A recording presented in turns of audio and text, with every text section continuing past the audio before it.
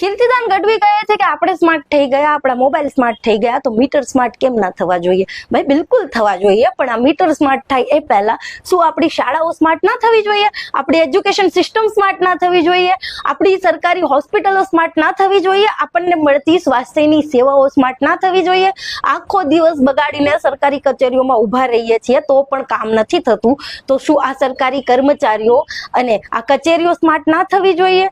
આપણને મળતી રોડ રસ્તાની સુવિધાઓ સ્માર્ટ ના થવી જોઈએ? રોડ ઉપર ખાડા છે કે ખાડામાં રોડ છે એ તો ખબર નથી પડતી, અને તમારા ઘરમાં સ્માર્ટ મીટર લગાવવા છે એનો તમે પ્રચાર કરો છો, પ્લસ તમારી જાતને તમે જાગૃત નાગરિક કહો છો. જાગૃત નાગરિકની ફરજ તમને ખબર છે? જાગૃત નાગરિક દરેક સરકારના ખોટા નિર્ણયને પડકારે છે, પ્રજાના પ્રશ્નો ઉઠાવે છે. તમે ક્યારેય આત્મહત્યા કરતા ખેડૂતોના પ્રશ્નો ઉઠાવ્યા છે? આત્મહત્યા કરતા રત્ન કલાકારોના પ્રશ્નો ઉઠાવ્યા છે?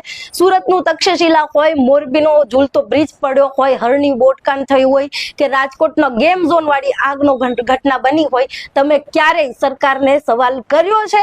ક્યારેય નથી કર્યો, તો પછી આ સ્માર્ટ મીટરનું સમર્થન કરવા શા માટે આવ્યા?